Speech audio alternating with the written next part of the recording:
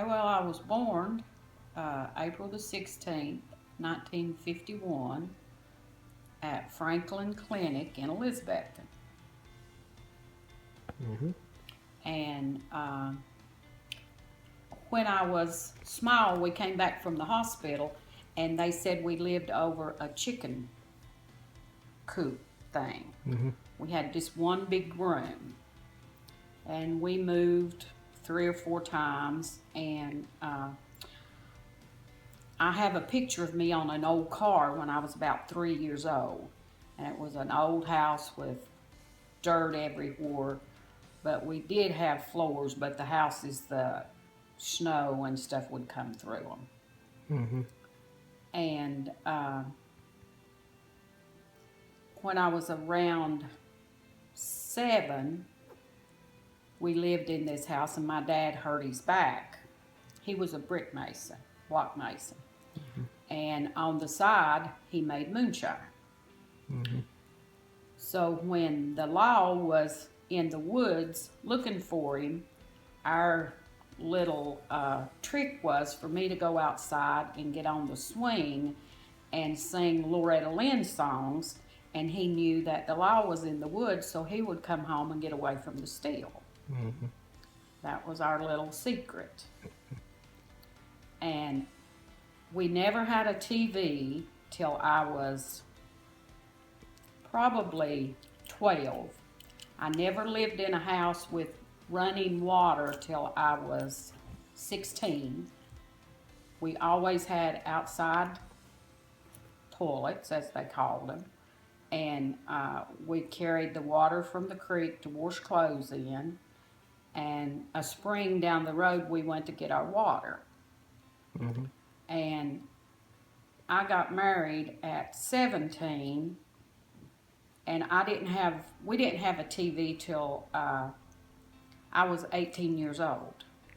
But it was a good life, and a hard life. But it makes you stronger in the end.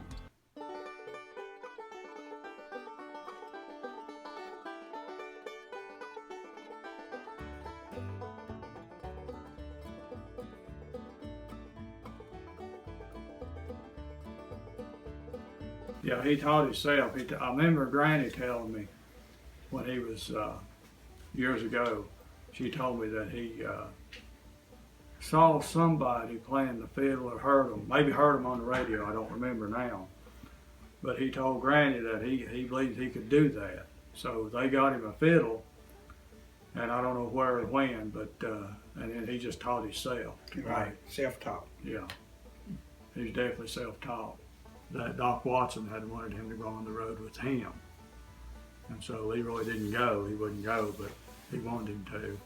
He also played with the Dillards. That's on the Andy Griffin Show. The Darlings on the show. The Dillards is their real show name. He played it when I was a kid. He played at fiddlers conventions all the time and very rarely came home with less than a blue ribbon. He usually took first place. You probably remember that, don't you, Dad? When he went to them Oh, yeah. fiddlers conventions. And then he got saved, I think, was that I 1973? have no idea. I think it was 1973, I'm not 100%, but he never did go to any more conventions, but he played around here. He played at a lot of people's houses and stuff like that, played in church, and did some recordings, gospel recordings and stuff like that.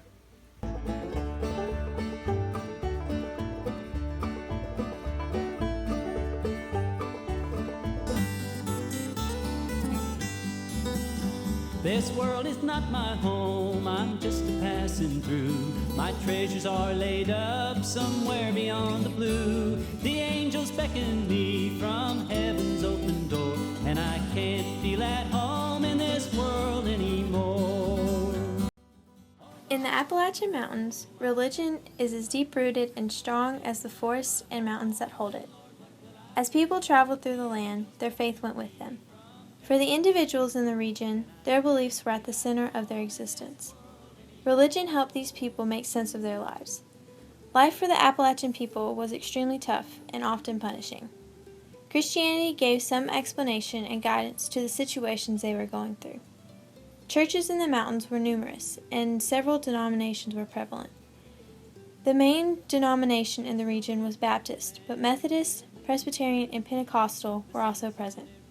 Early churches in the area helped shape the importance of religion today. One such example is Maple Grove Presbyterian Church in Abingdon, Virginia. The congregation had been formed sometime between the late 1700s and early 1800s. The location of the previous church they met in is largely unknown. They moved to the current location of the church in 1825, formerly known as the Springfield Church. The original building which served the congregation was a log structure. In 1831, they formally changed the name of the church to Beaver Creek. Then in 1876, a frame structure was built to replace the older building. Sadly, in 1920, this building burnt down. The reason for the fire is unknown.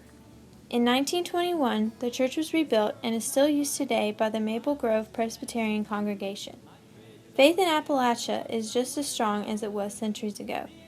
Today, as more people are able to travel through the region, bigger churches are being formed.